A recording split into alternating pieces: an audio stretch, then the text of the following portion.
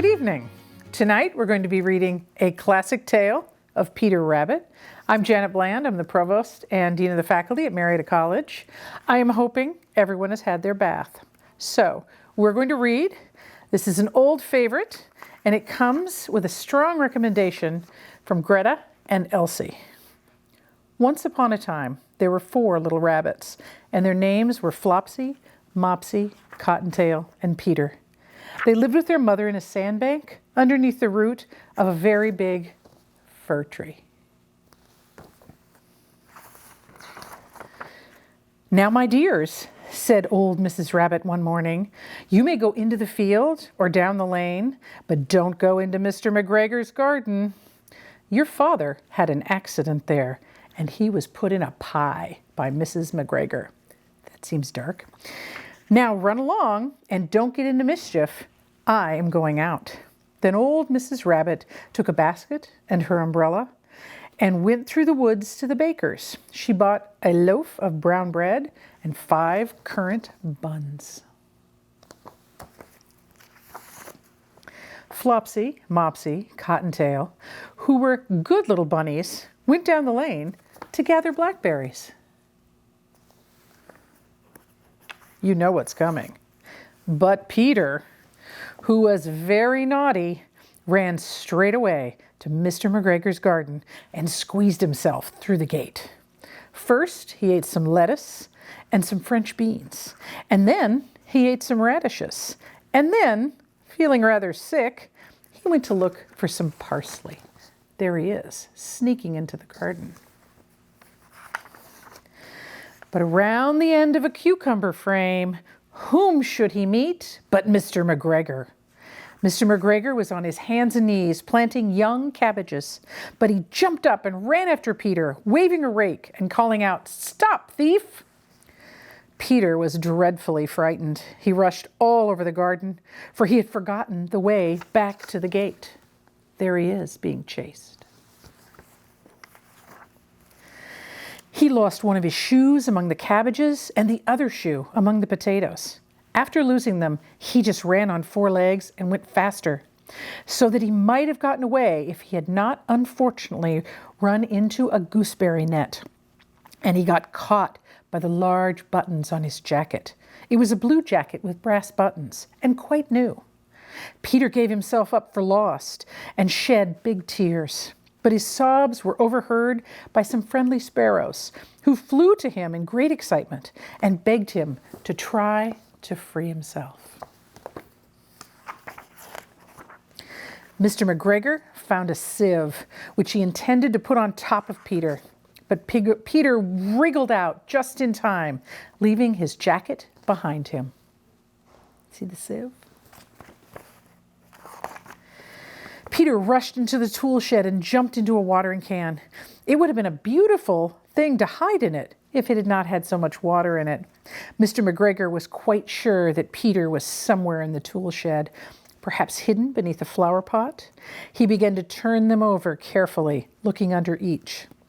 Suddenly, Peter sneezed. Kerchoo! Mr. McGregor was after him in no time. He tried to catch Peter, who jumped out a window, upsetting 3 plants. The window was too small for Mr. McGregor, and he was tired of running after Peter, so he went back to his work. Peter sat down to rest. He was out of breath and trembling with fright, and he had no idea which way to go. Also, he was very damp from sitting in that water can. After a time, he began to wander about, going lippity-lippity, not very fast, and just looking all around. There he is, escaping. He found a door in a wall, but it was locked, and there was no room for a fat little rabbit to squeeze underneath. An old mouse was running in and out over the stone doorstep, carrying peas and beans to her family in the woods. Peter asked her way to the gate, but she had such a large pea in her mouth she could not answer. She only shook her head at him. Peter began to cry. Then he tried to find his way straight across the garden, but he became more and more puzzled. Presently, he came to a pond. A white cat was staring at some goldfish. She sat very, very still.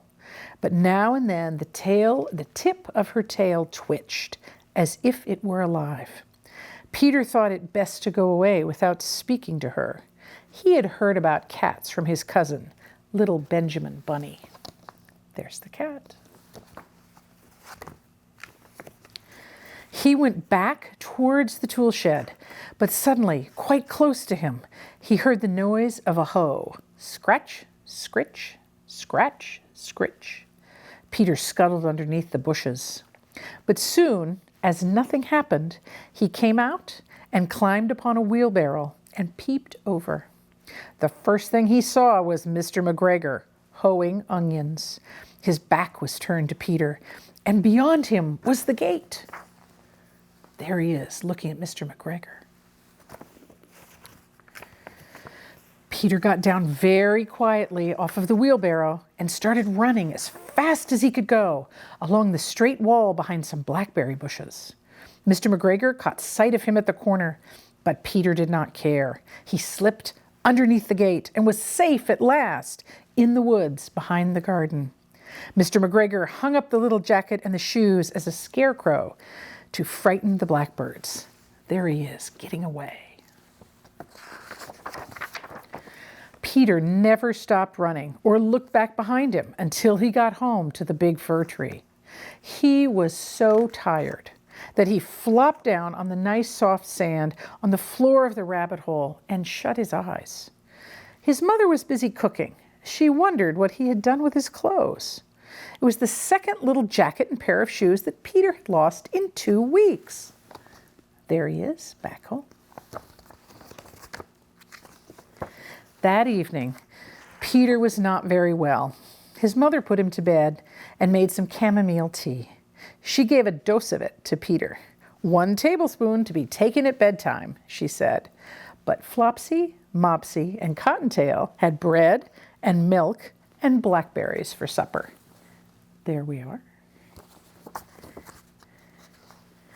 And there's Peter going to sleep. The end. Now, Wyatt, Winifred. Oh my gosh, look what time it is. Why aren't you in bed?